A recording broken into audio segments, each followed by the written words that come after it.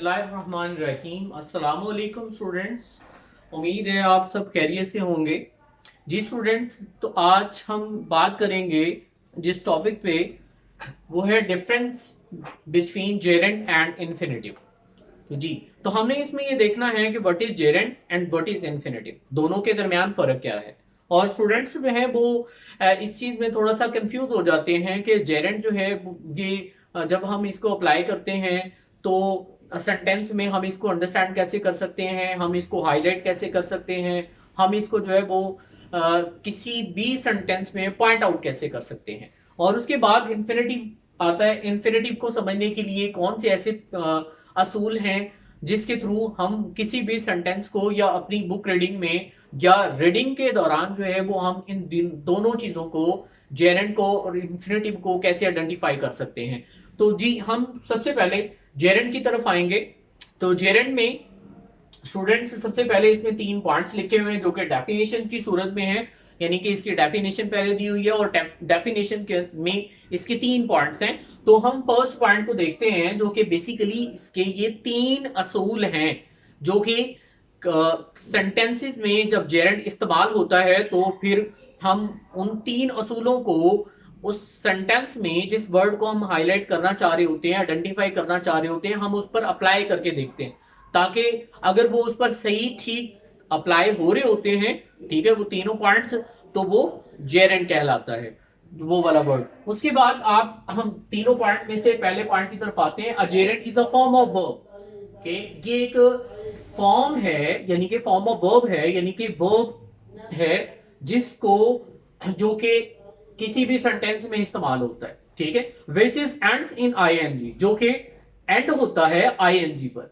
ठीक है। उसके बाद तीसरा पॉइंट इसमें ये है, तीसरे पॉइंट में वो कहता है which have the function of a noun, जो कि नाउन का फंक्शन रखता हो, ठीक है। पहली बात उसने ये की कि ये फॉर्म ऑफ वर्ब है। दूसरा उसने पॉइंट ये बताया कि ये आईएनजी पर खत्म होगा। तीसरा पॉइंट उसने ये बताया कि अगर यही वर्ब आईएनजी के साथ किसी सेंटेंस में इस्तेमाल हुआ है तो उसका फंक्शन होगा एज अ नाउन, वो नाउन का फंक्शन जहां पर क्रिएट करेगा। जी स्टूडेंट, तो आप इसकी एग्जाम्पल के जरिए से उसको जो है ना वो अच्छे तरीके से अंडरस्टैंड कर सकते हैं। तो यहां पर ये सेंटेंस जो दिया हुआ है, painting is the good fun. अब पेंटिंग जो है ये यहां पर एज अ सब्जेक्ट भी है, ठीक है, यानी कि सब्जेक्ट के तौर पर भी इस्तेमाल हुआ है। उसके बाद इज जो है कि यहाँ पर हेल्पिंग वर्ब, यानी कि is use of is am are का यूज यहाँ पे आ रहा है। उसके बाद गुड जो है कि यहाँ पर एडजेक्टिव है, और उसके बाद फन जो है कि यहाँ पर एज अ नाउन है। ये स्टूडेंट्स, तो हम ये देखते हैं कि यहाँ पर पेंटिंग जो फर्स्ट वर्ड यहाँ पर इस्तेमाल हुआ है, यानी कि सब्जेक्ट के तौर पर, अब पेंट इसमें फर्स्ट फॉर्म है और उसके साथ क्या लगा हुआ है, आईएनजी लगा हुआ है। तो ये बेसिकली ये form of verb which ends in ING, ठीक है, यानी कि 2 असूल यहां पर अप्लाई हो गए। तीसरा इसका फंक्शन देखेंगे कि जो फंक्शन इसने यहां पर जो है वो दिया हुआ है, और वो फंक्शन कौन सा है, नाउन का है। अगर ये सेंटेंस में नाउन का फंक्शन क्रिएट कर रहा है तो ये इट्स मीन दैट कि तीनों असूल इसके ऊपर अप्लाई हो रहे हैं। अगर ये तीनों असूल इस पर अप्लाई होते हैं तो ये जेरेंड कहलाएगा, ठीक है। हम ये देखते हैं कि यहां पर पेंटिंग जो है वो ये एज अ नाउन है इसका फंक्शन, और ये एज अ सब्जेक्ट भी सेंटेंस के स्टार्ट में भी आया है, ठीक है। तो दैट्स व्हाई अगर ये नाउन का फंक्शन रखता है, अब पहली बात आप देखो कि ये फर्स्ट फॉर्म है, यानी कि फॉर्म ऑफ वर्ब हो गया। उसके बाद इसके साथ आईएनजी लगा, यानी कि एंड्स इन आईएनजी। दूसरा तीसरा पॉइंट ये है कि ये फंक्शन कौन सा दे रहा है, ये नाउन का फंक्शन दे रहा है, ठीक है। अगर ये नाउन, तीनों असूल इस पर अप्लाई होते हुए नजर आ रहे हैं हमें, तो ये क्या होगा, जेरेंड होगा। जी स्टूडेंट्स, तो बाकी एग्जांपल जो नीचे दी हुई है इनके थ्रू आप इसको मजीद जो है वो अच्छे तरीके से समझ सकते हैं।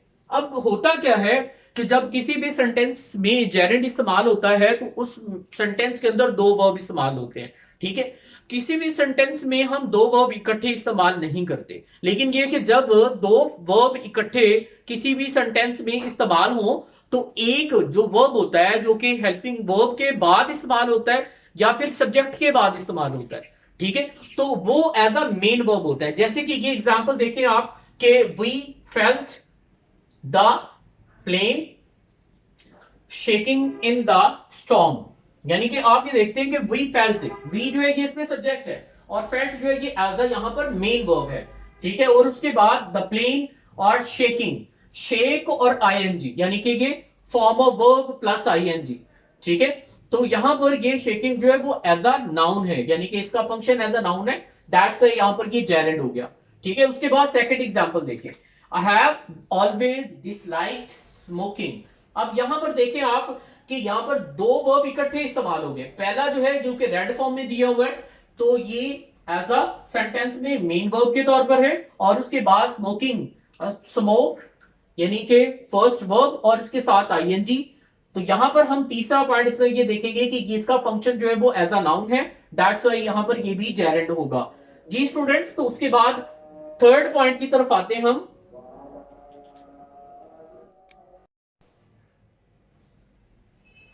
जी स्टूडेंट्स, तो हम तीसरी एग्जाम्पल की तरफ आते हैं। तीसरी एग्जाम्पल यहां पर क्या दी हुई है, वो कहते हैं कि I don't mind getting up early, ठीक है।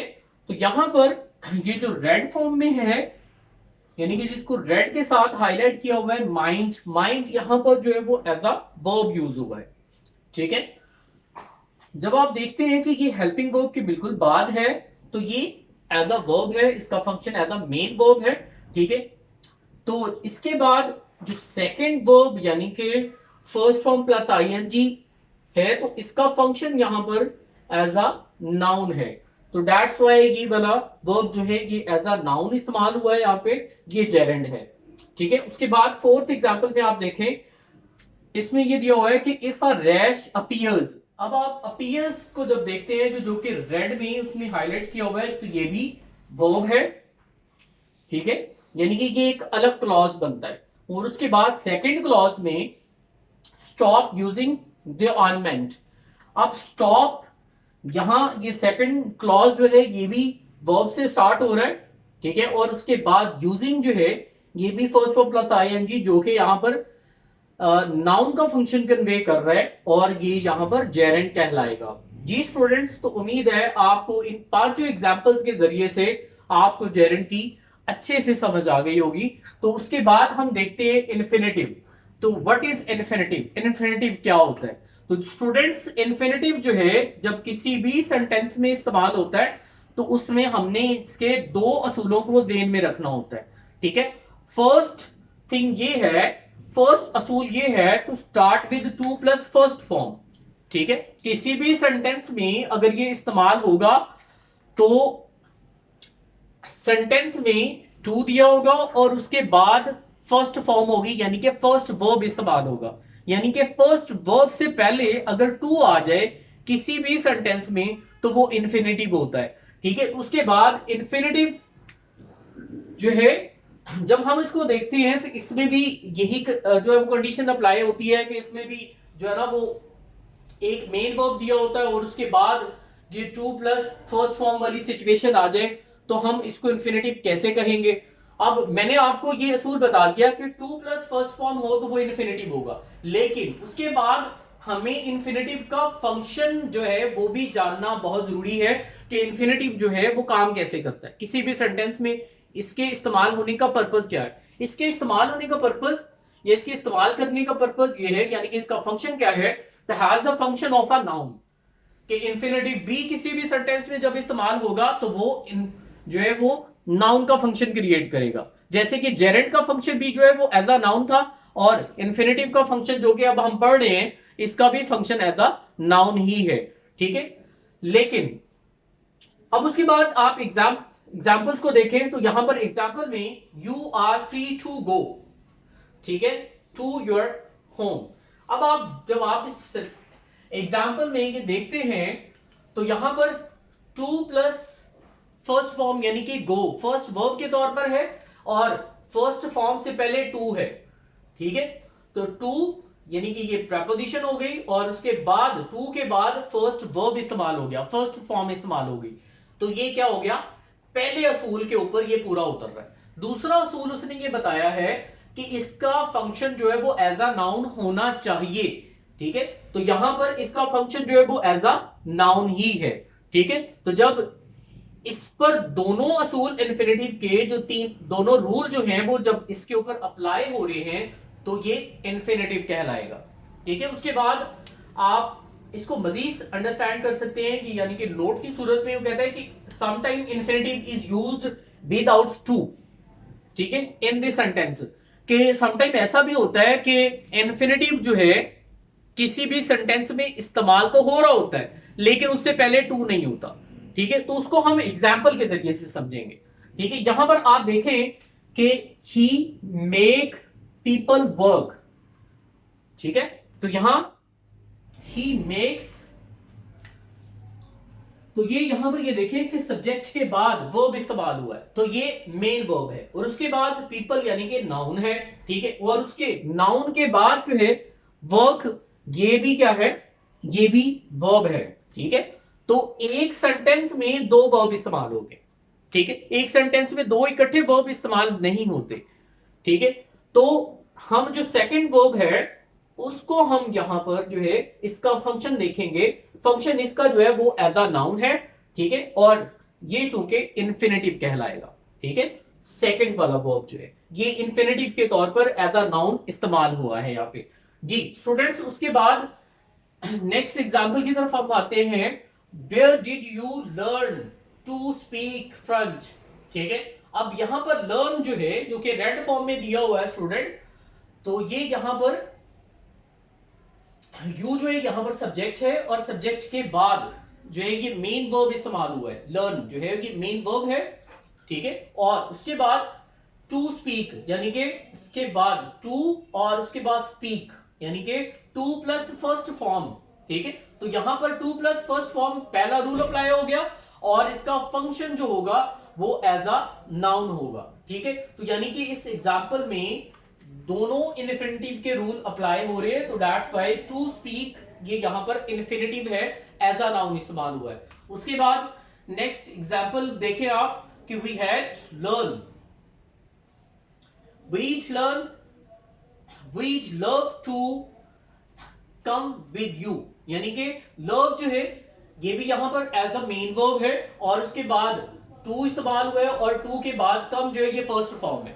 जी स्टूडेंट्स, तो ये टू प्लस फर्स्ट फॉर्म पहला रूल अप्लाई हो गया, और इसके बाद जब इसमें पहला रूल अप्लाई हो रहा है तो इसका फंक्शन जो है वो क्या होगा, फिर एज अ नाउन होगा। तो जब एज अ नाउन इसका फंक्शन होगा तो ये भी इन्फिनिटिव कहलाएगा। उसके बाद थर्ड यानी कि नेक्स्ट एग्जांपल की तरफ हम आते हैं। नेक्स्ट एग्जांपल में she seems to know this place, ठीक है, यहां पर सीम्स जो है ये रेड फॉर्म में है, तो ये यहां पर जो है ये मेन वर्ब है, एज अ मेन वर्ब है, ठीक है। तो ये जहां पर एज अ मेन वर्ब है तो उसके बाद टू आया है, टू के बाद फर्स्ट फॉर्म नो है, ठीक है। तो टू प्लस फर्स्ट फॉर्म ये भी क्या हो गया, पहला रूल अप्लाई हो गया इसमें, यानी कि ये इन्फिनिटिव हो गया, और इन्फिनिटिव के अकॉर्डिंग इसका फंक्शन जो है वो एज अ नाउन होगा, तो दैट्स व्हाई इस एग्जांपल में टू नो जो है ये इन्फिनिटिव है। और उसके बाद नेक्स्ट एग्जांपल देखें आप स्टूडेंट्स, तो सारा प्लान्स टू अटेंड कॉलेज, ठीक है, यानी कि ये रेड फॉर्म में प्लान्स जो है ये एज अ मेन वर्ब है, उसके बाद टू अटेंड, टू के बाद फर्स्ट फॉर्म है, ठीक है, तो ये पहला अप्लाई हो रहा है यहाँ पे, ठीक है। उसके बाद जब पहला रूल इन्फिनिटिव का इसमें अप्लाई हो रहा है, पहला रूल अप्लाई हो रहा है, तो ये इसका फंक्शन यहां पर एज अ नाउन होगा, दैट्स व्हाई टू अटेंड ये इन्फिनिटिव है यहाँ पे। जी स्टूडेंट्स, उसके बाद नेक्स्ट एग्जांपल है Mahak intending is intending to go, ठीक है, तो यहां पर ये देखें कि इंटेंडिंग जो है ये एज अ मेन वर्ब है, ठीक है, और उसके बाद टू गो, टू के बाद फर्स्ट फॉर्म है, ठीक है, यानी कि टू प्लस फर्स्ट वर्ब हो गया, तो ये भी इंफिनिटिव का रूल यहां पर अप्लाई हो रहा है, और इसका फंक्शन जो है वो एज अ नाउन है, दैट्स व्हाई ये भी इंफिनिटिव होगा। और उसके बाद लास्ट एग्जांपल जो है वो इसमें, so try to keep it out of the actual bound, ठीक है।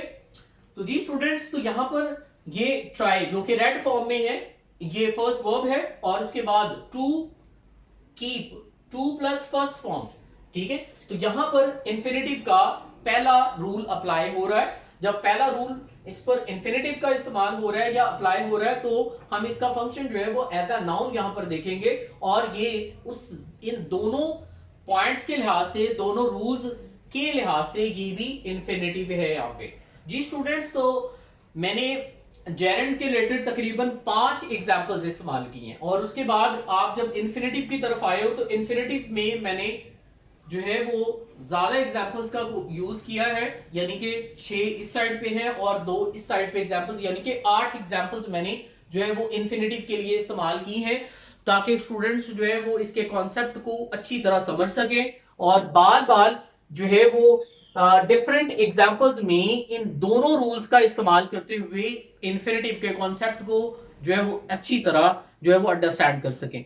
जी स्टूडेंट्स, तो ये इन्फिनेटिव और जेरेंट जो है ये ग्रामर का बहुत इंपॉर्टेंट पार्ट है, और इसके रिलेटेड जो है वो एमसीक्यूज भी जो है वो पेपर में आते हैं, तो आप इसको इग्नोर मत कीजिएगा, इसके कॉन्सेप्ट को अच्छी तरह समझें और इसकी पूरी वीडियो को देखें, ताकि आप जो है इसके मुकम्मल कॉन्सेप्ट को जो है ना वो इजीली अंडरस्टैंड कर सके। जी स्टूडेंट्स, तो आखिर में मैं यही कहना चाहूंगा कि आप सब लोग अपना बहुत ख्याल रखिएगा, क्योंकि जो है वो कोविड के रिलेटेड जो है वो हमारे हालात कुछ अच्छे नहीं हैं। ठीक है, तो अल्लाह ताला आप सबको अपनी हिफ्ज़ो ईमान में रखे। पाकिस्तान जिंदाबाद। अस्सलाम वालेकुम।